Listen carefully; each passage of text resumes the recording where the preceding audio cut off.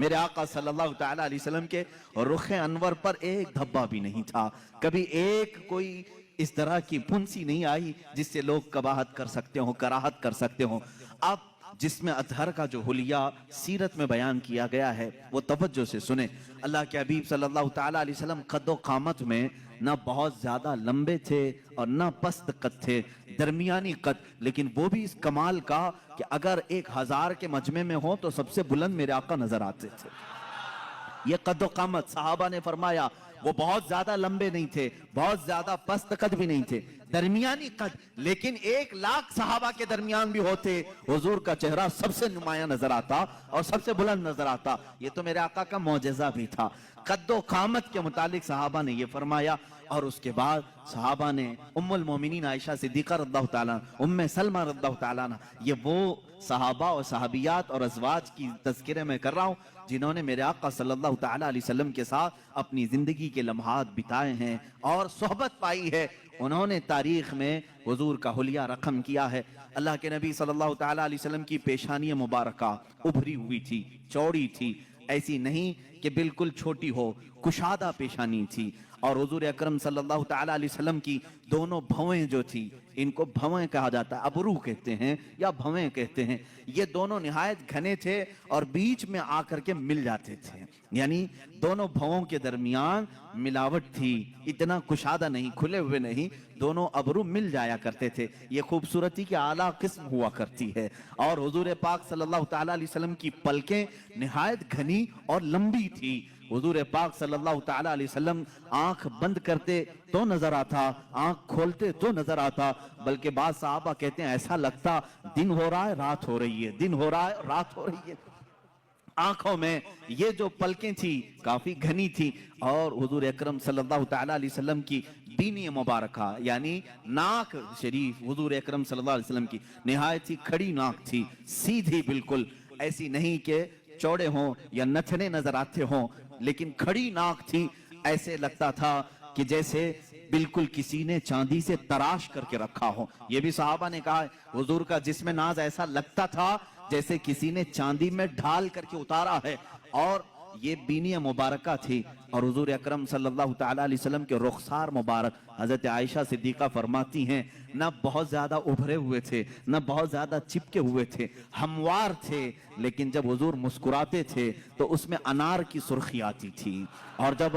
ناراض ہوتے، غصہ ہوتے تو اس میں لال پن نظر آتا تھا۔ صحابہ اس سے محسوس کر لیتے حضور پاک صلی اللہ تعالیٰ علیہ وسلم کے رخسار پاک۔ یہاں تک کہ ایک صحابی نے کہا حضور گورے رنگت کے تھے، لیکن گورے کا مطلب چونے جیسی سفیدی نہیں، بلکہ کہتے ہیں ایسے گورے جس کو کہتے ہیں گلابی رنگت ہو۔ حضور پاک صلی اللہ تعالیٰ علیہ وسلم گلابی مائل تھے خوبصورتی میں، پیشانی ابھری ہوئی چوڑی، رخسار ہموار، بینی، ناک مبارکہ نہایت ہی سیدھی اور کھڑی ہوئی، اور لبہائے ناز اللہ اللہ۔ صحابہ کہتے ہیں حضور پاک صلی اللہ تعالیٰ علیہ وسلم کے ہونٹ نہایت ہی سرخ تھے، ایسا لگتا تھا جیسے کسی نے کلی کیا ہوا ہو، اس کو ایسے تراشا گیا ہو۔ جب میرے آقا صلی اللہ تعالیٰ علیہ وسلم مسکراتے تھے تو لوگوں صحابہ نے بیان کیا اس میں ایک دھار بھی نظر نہیں آتی تھی، جیسے بچوں کے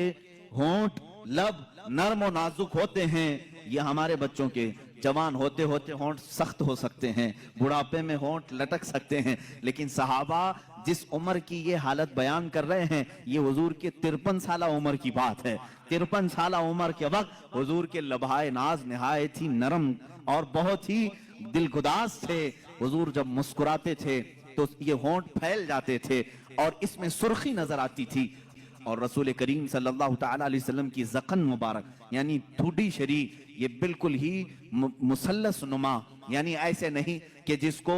عیب دار سمجھا جائے، اور داڑھی شریف اتنی گھنی تھی، حضور پاک صلی اللہ تعالیٰ علیہ وسلم کی داڑھی نہایت گھنی، اور بال شریف بہت سیدھے بھی نہیں بہت گھنگرو بھی نہیں، لیکن تھوڑے سے گھنگریالو تھے، اور سر مبارک سے جو بال تھے صحابہ کرام فرماتے ہیں کہ پیشانی سے لٹک کر کانوں کی لو تک آتے تھے، جو زلفیں تھی حضور پاک صلی اللہ علیہ وسلم کی، اور کبھی کندھوں تک آ جاتے تھے، لیکن ان زلفوں میں بل کھائے ہوئے تھے، یعنی ہلکے ہلکی سے گھنگریالو تھے، اور رسول کریم صلی اللہ تعالیٰ علیہ وسلم کے کانوں سے جب یہ گھنے بال کندھوں تک لٹکتے تھے، ماں عائشہ صدیقہ فرماتی ہیں کالے بال، نہایت کالے بال جب وہ دونوں کندھوں تک لٹکتے تھے اور ان بالوں کے بیچ میں دونوں کان ایسے لگتے جیسے تارے رات میں کھلے ہوئے ہوں،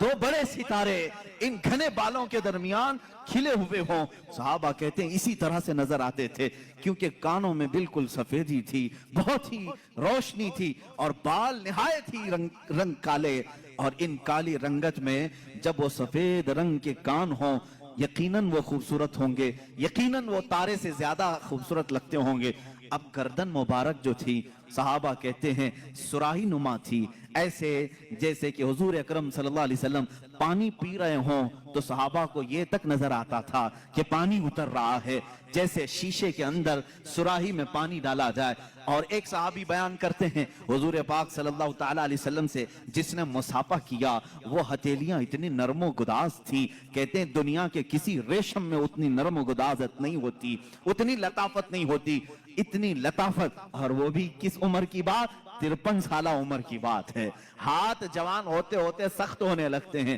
بچوں کے تو ہم سمجھ لیں گے کہ نرم ہوں گے، لیکن جوانی میں ہاتھ چھوتے ہوئے محنت کرتے ہوئے سخت ہو سکتے ہیں۔ صحابہ نے جو حلیہ بیان کیا ہے یہ رسول کریم صلی اللہ علیہ وسلم کے 53 سال کے بعد کا حلیہ ہے، اور اتنے نرم کہ جو ایک مرتبہ مصافحہ کرے اس کو ایسا لگتا کہ میں نے اپنے ہاتھ کسی دیباجے میں، کسی ریشم کی کان میں رکھ دیا ہے۔ اور جن صحابہ نے حضور صلی اللہ تعالیٰ علیہ وسلم کے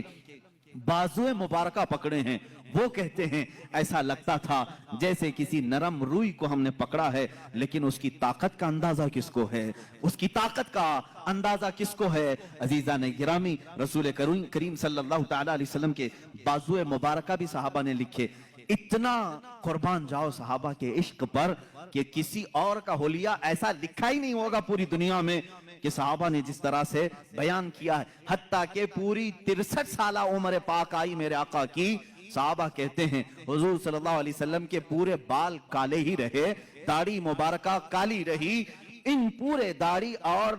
سر کے بالوں میں صحابہ کہتے ہیں 14 بال سفید آئے تھے۔ کتنے؟ 14 بال سفید آئے تھے۔ اللہ اللہ، صحابہ کا یہ عشق تھا، وہ حضور پاک کے سفید بال تک گن کر کے رکھتے تھے۔ وہ صحابہ جانثار تھے، ہر عضو کو، ہر ادا کو انہوں نے تحریر میں لایا ہے۔ اللہ کے نبی صلی اللہ تعالیٰ علیہ وسلم کی اس صورت مبارکہ میں جو باتیں میں نے عرض کی، گردن سراہی نما، ماں عائشہ صدیقہ فرماتی ہیں شکم پاک کیسا تھا؟ کہتی ہیں سینہ جس طرح سے تھا اتنا ہی پیٹ مبارک بھی تھا، شکم نہ سینے سے باہر آیا ہوا تھا۔ اور سینہ کیسا تھا؟ وہ کہتے ہیں نہایت ہی مضبوط، بالکل سیدھا اور کافی کشادہ سینہ تھا۔ رسول کریم صلی اللہ تعالیٰ علیہ وسلم کا سینہ کافی کشادہ، اور پیٹ مبارکہ سینے سے باہر آیا ہوا نہیں تھا، بالکل سینے کے برابر تھا۔ اور ماں عائشہ صدیقہ رضی اللہ تعالیٰ عنہ نے اب قدمہائے ناز کو بھی بتایا ہے۔ اللہ اللہ، رسول کریم صلی اللہ تعالیٰ علیہ وسلم کے پیر مبارک اس قدر حسین و جمیل تھے، کہتے ہیں کہ ان کے پیروں کے اندر ایک عجیب تاثیر یہ تھی کہ وہ پتھر پر رکھتے تھے تو نشان آ جاتا تھا، تھے اتنے نرم و نازک کہ اگر ہم ہاتھ میں لے لیں تو روئی کا سا احساس ہو، لیکن جب وہ سخت پتھر پر میرے آقا قدم رکھتے تو پتھر نرم ہوتا اور نقش رسول پاک، قدم رسول پاک کو اپنے سینے میں لے لیتا۔ رسول کریم صلی اللہ تعالیٰ علیہ وسلم کے کف پا، حضور پاک کے قدم پاک کے نقش کو بہت ساری جگہوں پر محفوظ کیا گیا، آج بھی پتھروں پر حضور کا نقش پا ملتا ہے۔ اللہ کے حبیب صلی اللہ تعالیٰ علیہ وسلم کے قدمہائے ناز ہیں۔ رسول کریم صلی اللہ تعالیٰ علیہ وسلم کے دندان مبارک، دانت مبارک، حضرت عائشہ فرماتی ہے ہر دانت سے الگ نور نکلتا تھا، ہر دانت سے الگ نور نکلتا تھا۔ ایک مرتبہ عائشہ صدیقہ رضی اللہ تعالیٰ عنہ فرماتی ہیں میں گھر میں بیٹھی اپنے کپڑا سی رہی تھی اور اندھیرا تھا، میں اندھیرے میں ہی کپڑا سل رہی تھی، اسی اسنا میں رسول کریم صلی اللہ تعالیٰ علیہ وسلم میرے حجرے کے قریب آئے، میں نے کپڑا سمیٹنا چاہا، سوئی میرے ہاتھ سے گر گئی۔ حجرے میں سوئی کہاں نظر آئے؟ اندھیرے میں۔ اللہ کے حبیب صلی اللہ تعالیٰ علیہ وسلم حجرے میں داخل ہوئے اور پیار سے حضرت عائشہ کو حمیرہ کہا جاتا تھا، یا حمیرہ، اے حمیرہ کس چیز کی تلاش میں ہو؟ حضور پاک نے مسکرایا، जब मुस्कुराते थे तो 4 दंदाने मुबारका हुजूर के नजर आते थे। हजरत आयशा फरमाती हैं उन दांतों से इतनी रोशनी निकली कि मेरी गुमशुदा सुई मुझे मिल गई। 4 दंदाने मुबारका की रोशनी से हुजरे में इतनी रोशनी आई थी कि हजरत आयशा फरमाती है मेरी गुमी हुई सुई मुझे वापस मिल गई। रसूल करीम सल्लल्लाहु तआला अलैहि वसल्लम की जुबान मुबारका, दंदान मुबारका, गर्दन मुबारक, रुखसार मुबारक, लबहाए नाज, आंखें हुजूर अकरम सल्लल्लाहु तआला अलैहि वसल्लम की कैसी थी। हजरत